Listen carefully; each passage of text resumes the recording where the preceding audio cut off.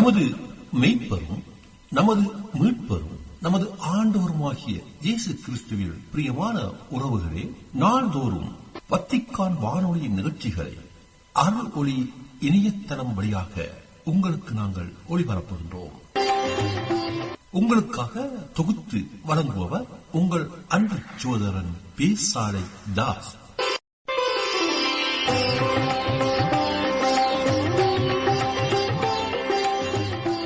லௌதேத்தூர் இயேசுஸ் கிறிஸ்துஸ். இயேசு கிறிஸ்துவுக்கு புகழ். தமிழ் கூறும் நல்லுலகில் வாழும் அனைத்து அன்புள்ளங்களுக்கும் வத்திக்கான் வானொலியின் வணக்கம். இறைவன் உங்கள் உள்ளத்தையும் இல்லத்தையும் தன் அன்பாலும் அருளாலும் அமைதியாலும் இன்றும் என்றும் நிரப்புவாராக.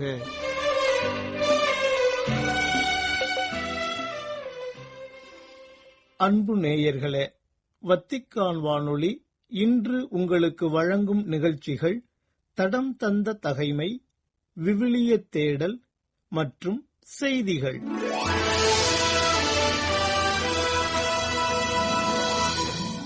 தடம் தந்த தகைமை, அரசரின் ஆணவத்திற்கு கடவுள் அருளிய பரிசு.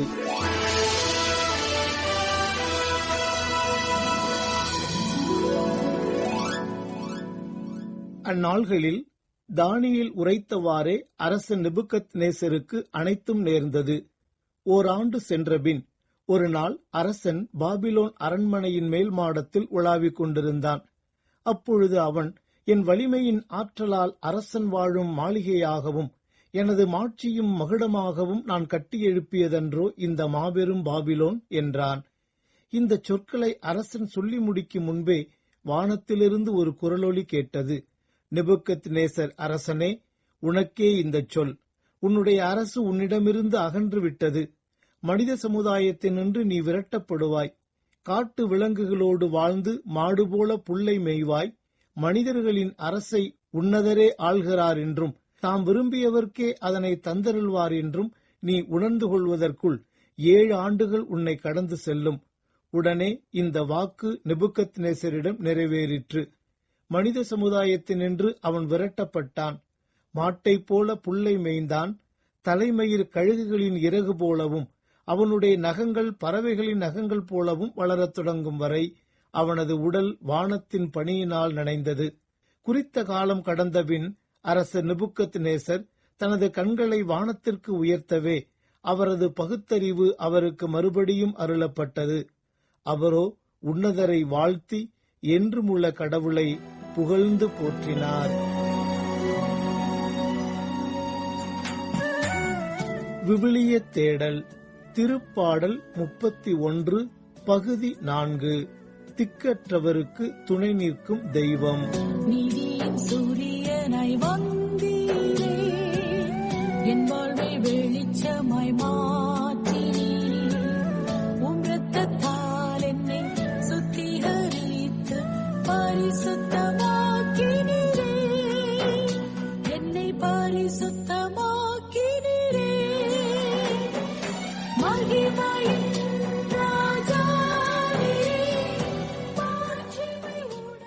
அன்புக்குரியவர்களே, துன்புறுவோர் கடவுளால் காக்கப்படட்டும் என்ற தலைப்பில் கடந்த வார நமது விவிலிய தேடலில் 31வது திருப்பாடலில் 8 முதல் 10 வரை உள்ள இறைவார்த்தைகள் குறித்து தியானித்தோம். இவ்வாரம் அதனைத் தொடர்ந்து வரும் 11 முதல் 14 வரை உள்ள இறைவார்த்தைகள் வெளிப்படுத்தும் உள்ளொளிகள் குறித்து தியானிப்போம். இப்போது அவ்வார்த்தைகளை இறை ஒளியில் வாசிப்போம். என் பகைவர் அனைவரின் இகழ்ச்சிக்கு உள்ளானேன். என்னை அடுத்திருப்போரின் பேரழிவுக்கு ஆளானேன். என் நண்பர்களுக்கு பேரச்சம் வருவித்தேன். என்னை தெருவில் பார்ப்போர் என்னிடமிருந்து விலகி ஓடுகின்றனர். இறந்தோர் போல் நினைவினின்று நான் அகற்றப்பட்டேன். உடைந்து போன மட்களம் போல் ஆனேன். பலர் என் மீது பழி சுமத்தியது என் காதில் விழுந்தது. எப்பக்கமும் பேரச்சம் சூழ்ந்தது. அவர்கள் ஒன்று கூடி எனக்கு எதிராய் சூழ்ச்சி செய்தார்கள். என் உயிரை பறிக்க திட்டம் தீட்டினார்கள். ஆண்டவரே, நான் உம்மீது நம்பிக்கை வைத்துள்ளேன். நீரே என் கடவுள் என்று சொன்னேன். திருச்சி மாவட்டம் தாத்தையங்கார்பேட்டையை சேர்ந்தவர் செல்வராஜ். இவரது மனைவி சகுந்தலா. இவர்களுக்கு 1.5 வயது குழந்தை உள்பட 2 மகள்கள் இருந்தனர். கணவன் மனைவிக்கு இடையே அடிக்கடி தகராறு ஏற்பட்டு வந்துள்ளது. கடந்த 2002ஆம் ஆண்டு அவர்களுக்குள் ஏற்பட்ட தகராறில் சகுந்தலா கோபித்துக் கொண்டு தனது பெற்றோர் வீட்டுக்கு சென்றுள்ளார். மறுநாள் அவரது 1.5 வயது பெண் குழந்தை கிணற்றில் சடலமாக கிடந்துள்ளது. இதுகுறித்து செல்வராஜ் காவல் நிலையத்தில் புகார் செய்தார். முதலில் சந்தேக மரணம் என காவலர்கள் விசாரித்தனர். பின்னர் நடந்த விசாரணையில் சகுந்தலாதான் குழந்தையை கிணற்றில் வீசியுள்ளார் என கொலை வழக்கு பதிவு செய்து காவலர்கள் சகுந்தலாவை கைது செய்தனர். இந்த வழக்கை விசாரித்த திருச்சி மாவட்ட முதன்மை நீதிமன்றம் சகுந்தலா மீதான கொலை வழக்கில் அவருக்கு ஆயுள் தண்டனை விதித்து தீர்ப்பளித்தது. சகுந்தலா திருச்சி மகளிர் சிறையில் அடைக்கப்பட்டார். தனக்கு விதிக்கப்பட்ட தண்டனையை எதிர்த்து உயர்நீதிமன்ற மதுரை கிளையில் அவர் மேல்முறையீடு செய்தார். கடந்த 2014ஆம் ஆண்டு ஏப்ரல் 22ஆம் தேதியன்று நடைபெற்ற சகுந்தலாவின் மேல்முறையீட்டு மனு மீதான இறுதிக்கட்ட விசாரணையின் போது அவரது வழக்கறிஞர் ஆஜராகவில்லை. இதையடுத்து மேல்முறையீட்டை உயர்நீதிமன்றம் மதுரை கிளை தள்ளுபடி செய்து தண்டனையை உறுதி செய்தது. இதையடுத்து மீண்டும் அவர் சிறையில் அடைக்கப்பட்டார். கடந்த 2019ஆம் ஆண்டு வழக்கறிஞர்கள் தாமஸ் பிராங்க்லின் சீசர், கௌதன் ஆகியோர் சகுந்தலாவின் மேல்முறையீடு மீதான உயர்நீதிமன்ற மதுரை கிளையின் தீர்ப்பை ரத்து செய்து அவருக்கு பிணை அளிக்க வேண்டும் என்று உச்சநீதிமன்றத்தில் மனு தாக்கல் செய்தனர். இந்த மனுவை விசாரித்த உச்சநீதிமன்றம் சகுந்தலாவுக்கு பிணை அளித்து அவர் தொடர்பான வழக்கை உயர்நீதிமன்ற மதுரை கிளை மீண்டும் விசாரணை நடத்த கடந்த 2021ஆம் ஆண்டு ஜூலை 8ஆம் தேதி உத்தரவிட்டது. இதன்படி உயர்நீதிமன்றம் மதுரை கிளையில் சகுந்தலாவுக்கு ஆயுள் தண்டனை விதித்தது தொடர்பான வழக்கு மீண்டும் விசாரணைக்கு வந்தது. அப்போது சகுந்தலாவின் சார்பில் ஆஜரான வழக்கறிஞர்கள் சாட்சிகளின் முன்னுக்கு பின் முரணான தகவல்கள், பிறல் சாட்சியம், உடற்கூறாய்வு அறிக்கை உள்ளிட்டவற்றில் உள்ள குளறுபடி ஆகியவற்றை வாதங்களாக முன்வைத்தனர். குறிப்பாக குழந்தையை கிணற்றில் வீசி கொன்றதாக வழக்கு பதிவு செய்யப்பட்டுள்ளது. ஆனால் உடற்கூறாய்வின் அறிக்கையின்படி இறந்த பிறகே குழந்தை கிணற்றில் விழுந்துள்ளது. எனவே சகுந்தலா தனது 1.5 வயது குழந்தையை கிணற்றில் வீசி கொலை செய்ததற்கான ஆதாரம் இல்லை என்றும் சாட்சிகளின் தகவல்கள் முன்னுக்கு பின் முரணாக உள்ளது என்றும் வாதிட்டனர். இதனால் சகுந்தலாவுக்கு அளிக்கப்பட்ட ஆயுள் தண்டனை ரத்து செய்யப்படுகிறது என்றும் அவரிடம் அபராத தொகை வசூலிக்கப்பட்டு இருந்தால் அதை திருப்பி ஒப்படைக்க வேண்டும் என்றும் நீதிபதிகள் பாரதிதாசன், நிஷா பானு ஆகியோர் கூறினர்.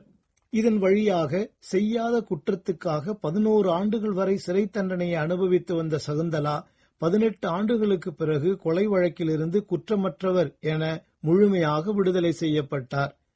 இப்படிப்பட்ட நிலையில் சகுந்தலா தனிமைச் சிறையில் மனதளவிலும் உடலளவிலும் எத்தனை துயரங்களை அனுபவித்திருப்பார். தான் குற்றமற்றவர் என எத்தனை நாள்கள் அவர் மனதிற்குள் புலம்பி அழுதிருப்பார். ஆனாலும் அவர் கடவுள் மீது கொண்டிருந்த நம்பிக்கையாலும் தனி ஒரு பெண்ணாக துணிச்சலோடு மனம் தளர்ந்து விடாமல் போராடியதாலும் இறுதியில் வெற்றி பெற்றிருக்கிறார். தாவீதுக்கு நிகழ்ந்தது போன்று அவரும் தன்னுடைய எதிரிகளால் சூழ்ச்சி நிறை வலைகளில் மிகவும் கொடுமையாக சிக்க வைக்கப்பட்டிருக்கிறார் என்பது நிரூபணமாகியிருக்கின்றது. தாவீது கூறுவது போன்று, உடைந்து போன மட்களம்போல் ஆனேன், பலர் என் மீது பழி சுமத்தியது என் காதில் விழுந்தது, எப்பக்கமும் பேரச்சம் சூழ்ந்தது. அவர்கள் ஒன்று கூடி எனக்கு எதிராய் சூழ்ச்சி செய்தார்கள், என் உயிரை பறிக்க திட்டம் தீட்டினார்கள். ஆண்டவரே, நான் உம்மீது நம்பிக்கை வைத்துள்ளேன், நீரே என் கடவுள் என்று சொன்னேன் என்ற இறை வார்த்தைகளை சகுந்தலாவின் வாழ்வோடு நம்மால் ஒப்பிட்டு பார்க்க முடிகின்றது. இருளின் பள்ளத்தாக்கில் நின்று தூக்கி எடுத்தீரே, நித்திய ஜீவன் எனக்குத் தந்து புதுவாழ்வு தந்தீரே, மகிமையின் ராஜா. வெட்டுவதற்கு கொண்டு செல்லப்படும் சாந்தமான செம்மறி போல் இருந்தேன். அவர்கள் எனக்கு எதிராய் மரத்தை பழத்தோடு அழிப்போம், வாழ்வோரின் நாட்டிலிருந்து அவனை அகற்றி விடுவோம், அவன் பெயர் மறைக்கப்படட்டும் என்று சொல்லி சதித்திட்டம் தீட்டியதை நான் அறியாதிருந்தேன் என்று எரேமியா புலம்புவதை பார்க்கின்றோம். அவ்வாறே புனித பவுலடியாரும் தனது நற்செய்தி அறிவிப்பு பணியில் தன் எதிரிகளால் கொடுந்துயர்களை அனுபவித்தார். உடனே மக்கள் திரண்டெழுந்து அவர்களை தாக்கினார்கள். நடுவர்கள் அவர்களுடைய மேலுடைகளை கிழித்து அவர்களை தடியால் அடிக்க ஆணையிட்டார்கள் என்று வாசிக்கின்றோம். உனக்கு எதிரி என்று வெளியில் யாரும் இல்லை, எல்லாம் உள்ளுக்குள்தான். அதாவது உன் உறவுகளுக்குள் தான் இருக்கிறது என்று கூறுவார்கள். அது பெருமளவு உண்மைதான். காரணம், சொத்தின் மீது கொள்ளும் பேராசைதான் உண்மை உறவுகளுக்குள் விரிசல்களை ஏற்படுத்தி வருகின்றன. சொத்துக்காக எத்தனை படுகொலைகள், எத்தனை உறவு முறிவுகள், எத்தனை பகை உணர்வுகள், எத்தனை நீதிமன்ற வழக்குகள் தினம் தினம் நிகழ்கின்றன என்பதை பார்க்கின்றோம். இதனால் உறவுகளை பார்க்கும் போதெல்லாம் உள்ளத்தில் வேதனைகள், பழிவாங்க தூண்டும் எண்ணங்கள், அவர்களை எதிரிகளாகவே பார்க்க தூண்டும் மனோபாவங்கள் என இந்த பட்டியல் நீளத்தான் செய்கின்றது. அண்மையில் எனது நண்பர் ஒருவர் தன் குடும்பச் சூழல் குறித்து என்னிடம் பகிர்ந்து கொண்டார். என் அப்பாவுடன் பிறந்தது மொத்தம் 7 பேர். அவர்களில் ஒருவர் பெண். தற்போது ஒரே ஒரு சித்தப்பா மட்டும்தான் உயிரோடு இருக்கிறார். எங்கள் குடும்பங்களில் இருக்கும் எல்லா பிரச்சனைகளுக்கும் மூல காரணமே அவர்தான். வயதான இந்த நிலையிலும் கூட சொத்தின் மீது கொண்ட ஆசை மட்டும் அழியவில்லை. இப்போது கூட யாரை ஏமாற்றலாம், யார் சொத்தை கொள்ளையடிக்கலாம் என்றுதான் திட்டம் போட்டுக் கொண்டிருக்கிறார். அவருடைய அண்ணன் மகனான எனக்கு பத்திரத்தில் இடமிருந்தும் கூட நடைபாதை தர மறுக்கிறார். ஒரு சில ஆண்டுகளுக்கு முன்பு இது விடயமாக ஏற்பட்ட தகராறில் அவருடைய மகன், மருமகன், எனது பெரியப்பா மகன் உட்பட என்னை அடித்து குற்றுயிரும் கொலை உயிருமாக விட்டுச் சென்றனர். ஒரு வாரம் அரசு மருத்துவமனையில் சேர்க்கப்பட்ட நிலையில் நியாயம் கேட்டு காவல் நிலையத்தில் வழக்கு பதிவு செய்தேன். அங்கும் எங்கள் ஊரின் முன்னாள் ஊராட்சி மன்ற தலைவரும் எனது உறவுக்காரருமான ஒருவரை வைத்து வழக்கை ஒன்றுமில்லாமல் செய்துவிட்டனர். இது எங்கள் வீட்டு பிரச்சனை, நாங்கள் பார்த்துக் கொள்கிறோம் என்று காவல் நிலையத்தில் கூறிய அவர் இன்று வரை இந்த பிரச்சனையை தீர்த்து வைக்கவே இல்லை. எங்கள் குடும்பங்களுக்குள் தொடர்ந்து பகையை மூட்டி வருவதே அவர்தான். அவர்களை பொறுத்த மட்டில் இன்று வரை நானும் என் குடும்பத்தில் உள்ளவர்களும் எதிரிகளாகவே பார்க்கப்படுகின்றோம். எப்பக்கமும் பேரெச்சம் சூழ்ந்தது. அவர்கள் ஒன்று கூடி எனக்கு எதிராய் சூழ்ச்சி செய்தார்கள். என் உயிரை பறிக்க திட்டம் தீட்டினார்கள் என்ற திருப்பாடல் வார்த்தைகள் என் வாழ்விலும் அப்படியே நடக்கிறது. ஆனாலும் தாவீதை போன்று கடவுளிடம் என் வழக்கை ஒப்படைத்து ஜெபித்து வருகிறேன். கடவுள் எனக்கு நீதி வழங்க வேண்டுமென எனக்காக வேண்டிக் கொள்ளுங்கள் என்று தனது வேதனையை கொட்டினார்.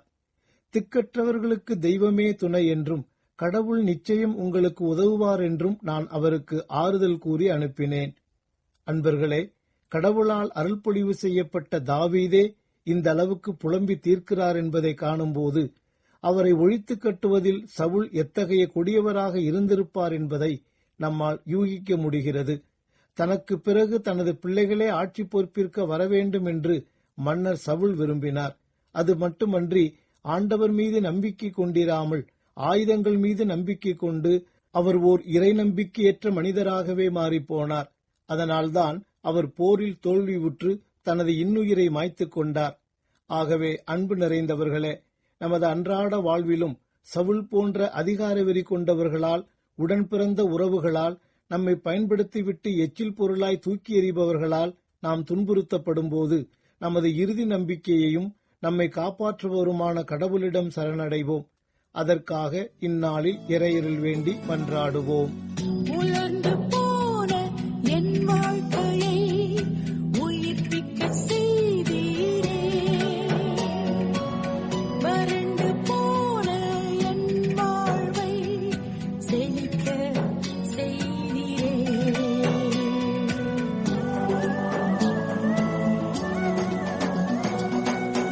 உலர்ந்து போன என் வாழ்க்கையை உயிர்ப்பிக்க செய்தீரே,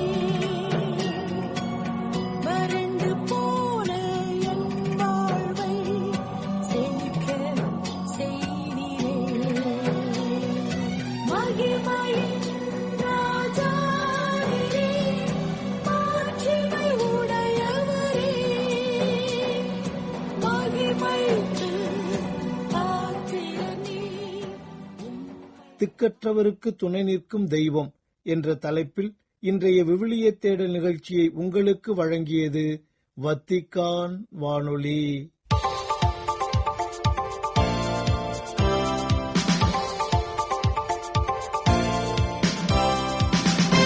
செய்திகள். உங்களுக்கு அமைதி உரித்தாகட்டும் என்ற உயிர்த்த ஆண்டவரின் அமைதி நம் இதயங்களிலும் நம் செயல்களிலும் இருக்கட்டும் என பகைமை மற்றும் போர் சூழ்ந்த இக்காலத்தில் அமைதியின் தேவை குறித்து இணைய வழியில் மறைப்பணியாற்றுவோருக்கான யூபிலி நிகழ்வில் கலந்து கொண்டு உரையாற்றிய திருத்தந்தை 14ஆம் லியோ அவர்கள் கூறினார். தந்தை கடவுளின் மன்னிப்பையும் அவர் அளிக்கும் வாழ்வையும் கொண்டு வருகின்ற அன்பின் பாதையை காட்டுகின்ற உயிர்த்த ஆண்டவர் வழங்கும் அமைதியை உலகிற்கு அறிவிப்பதே திரு அவையின் பணி என்று திருத்தந்தை எடுத்துரைத்தார். தங்களின் அர்ப்பணத்தை புதுப்பித்துக் கொள்ள ரோமை வந்திருக்கும் சமூக ஊடகங்கள் வழியாக கிறிஸ்தவ நம்பிக்கையை அறிவிக்கும் இணைய வழி மறைப்பணியாளர்கள் உலகின் கடையெல்லை வரை உள்ள அனைவருக்கும், குறிப்பாக நம்பிக்கை இழந்தவர்களுக்கும் உயிர்த்த ஆண்டவரின் அமைதியை அறிவிப்பதே திரு அவை ஒப்படைத்திருக்கும் பணி என்று தெரிவித்தார் திருத்தந்தை. சமூக ஊடகங்களில் சந்திக்கும் ஒவ்வொரு சகோதர சகோதரிகளிடமும் இயேசுவின் துன்புறும் உடலை காண வேண்டும் எனவும், தொழில்நுட்பத்தால் ஆழமாக கட்டமைக்கப்பட்டுள்ள இன்றைய கலாச்சாரத்தில் மனித நேயத்தை உறுதி செய்யும் பொறுப்பு நம் ஒவ்வொருவருக்கும் உண்டு எனவும் குறிப்பிட்டார் திருத்தந்தை. அறிவியலும் தொழில்நுட்பமும் நம்முடைய வாழ்க்கை முறையிலும், நம்மை உணர்வதிலும், கடவுளையும் பிறரையும் நாம் எப்படி அணுகுகிறோம் என்பதிலும் தாக்கம் செலுத்துகின்றன என்று கூறிய திருத்தந்தை, மனிதனால் உருவாக்கப்பட்ட எதுவும் பிறர் மாண்பை குறைமதிப்பிற்கு உட்படுத்தக்கூடாது என்றும் வலியுறுத்தினார். கத்தோலிக்க திரு அவையில் திருமுழுக்கு பெற்று புகுநிலை கிறிஸ்தவர்களாக மாற ஆவல் கொண்டிருக்கும் பிரான்ஸ் நாட்டு இளையோரையும், அவர்களை தயாரித்து வரும் அருள்பணியாளர்கள் மற்றும் மறைக்கல்வி ஆசிரியர்களையும் ஜூலை 29 செவ்வாய்க்கிழமையன்று திருப்பிடத்தில் சந்தித்தார் திருத்தந்தை 14ஆம் லியோ. திருமுழுக்கு என்பது நம் ஒவ்வொருவரையும் ஒரு பெரிய இறை குடும்பத்தின் முழு அங்கத்தினராக மாற்றுகின்றது என்ற திருத்தந்தை, இதன் வழி நாம் நம்மை மீட்கும் அன்பை அனுபவித்து இறைவனுக்கு பதிலுரை வழங்குகின்றோம் எனவும் எடுத்துரைத்தார். புகுநிலை கிறிஸ்தவர்களாகவும் புதிதாக திருமுழுக்கு பெற்றவர்களாகவும் இருக்கும் இளையோர் தங்களை வரவேற்கும் சமூகத்தில் உறைந்திருக்கும் ஆண்டவரில் தனிப்பட்ட முறையில் அனுபவங்களை கொள்கின்றனர் எனவும் கூறினார் திருத்தந்தை. திருமுழுக்கு வழியாக நாம் அனைவரும் இறைவனின் குழந்தைகளாக இறைவனின் பெயரால் நம்மை ஏற்றுக்கொள்கின்றோம் என்ற திருத்தந்தை 14ஆம் லியோ அவர்கள், தந்தையாம் இறைவனுடனும் அனைத்து கொடைகளுக்கும் ஆதாரமாக இருக்கும் தூய ஆவியாருடனும் நம் உறவுக்கு அறிமுகப்படுத்துபவர் இயேசுவே எனவும் எடுத்துரைத்தார். ஜூலை 28, 29 ஆகிய 2 நாட்களும் திருப்பீடத்தின் நற்செய்தி அறிவிப்பு பணித்துறையும் சமூக தொடர்பு துறையும் இணைந்து இளையோருக்கான யூபிலியின் ஒரு பகுதியாக இணைய வழியில் மறைப்பணியாற்றும் அனைவரையும் ஒன்றாக இணைத்து ஜெபிக்கவும் இந்த யூபிலியை கொண்டாடவும் அழைத்துள்ளது. ரோமையில் உள்ள கொன்சிலியாசியோனே கலையரங்கில் நடைபெற்ற இந்நிகழ்வின் தொடக்க விழாவில் உரையாற்றிய திருப்பீட சமூக தொடர்பு துறையின் தலைவர் முனைவர் பவுலோ ரூஃபினி அவர்கள், இணைய வழியில் மறைப்பணியாற்றும் அனைவரையும் நேரில் சந்திப்பது ஓர் அழகிய தருணம் என்றும், இணையதளங்கள் நம்மை ஒன்றிணைக்கும் அதேவேளை உண்மையில் நம்மை பிணைப்பது வலையமைப்பு அல்ல, மாறாக இறைவனே நம்மை ஒன்றிணைக்கிறார் என்றும் குறிப்பிட்டார். இணையம் செயல்படுவதற்கு நீண்ட காலத்திற்கு முன்பே திரு அவை ஒரு வலையமைப்பாக இருந்து வருகிறது என்பதையும், இந்த வலையமைப்பு தற்போதுள்ள வலையமைப்பின் குறியீடுகளால் ஆனதல்ல, மாறாக திரு அவையின் வலையமைப்பு பலவீன மனிதர்களால் ஆனது மற்றும் பன்முகத்தன்மையுடையது என்றும் உரைத்தார். இணைய வழியில் மறைப்பணியாற்றும் போது சுய விளம்பரம் தவிர்த்து பணிவுடன் மறைப்பணியில் ஈடுபட வேண்டும் என்றும் வலியுறுத்தினார் முனைவர் ரூஃபினி. அண்மையில் காசா பகுதியில் நடந்துள்ள நிகழ்வுகள் மிகுந்த அதிர்ச்சியை அளித்துள்ளன என்றும், இந்த பேரழிவை உடனடியாக நிறுத்த வேண்டும் என்றும் ஈன்ஸ்புர்க்கின் ஆயர் ஹெர்மன் கிளெட்லர் அவர்கள் விண்ணப்பித்துள்ளார். காசாவில் உணவு விநியோக மையங்களில் இஸ்ரேல் ராணுவத்தால் மீண்டும் பொதுமக்கள் கொல்லப்பட்டதை எதனாலும் நியாயப்படுத்த முடியாது என்று கூறிய ஆயர் கிளெட்லர் அவர்கள், படிப்படியாக செயல்படுத்தப்பட்டு வரும் பாலஸ்தீன குடிமக்களின் பெருமளவிலான இடம்பெயர்வு மக்களின் அடிப்படை உரிமைகளுக்கு எதிரான குற்றம் என்றும் தெரிவித்துள்ளார். காங்கோவின் கோமண்டா நகரில் கத்தோலிக்க கோவிலின் மீதான தாக்குதலில் கொல்லப்பட்ட மறைசாட்சிகளின் ரத்தம் அந்நாட்டு மக்களின் அமைதி, நல்லிணக்கம், உடன்பிறந்த உணர்வு மற்றும் அன்பின் விதையாக மாறட்டும் என்று திருத்தந்தை 14ஆம் லியோ அவர்கள் தனது இரங்கல் செய்தியில் தெரிவித்துள்ளார். காங்கோ ஆயர்கள் பேரவையின் தலைவருக்கு அனுப்பியுள்ள இரங்கல் செய்தியில் திரு அவையின் சார்பாக திருத்தந்தை 14ஆம் லியோ அவர்களின் அனுதாபங்களையும் இறை வேண்டல்களையும் தெரிவித்துள்ளார் திருப்பீடச் செயலர் கர்தினால் பியத்ரோ பரோலின்.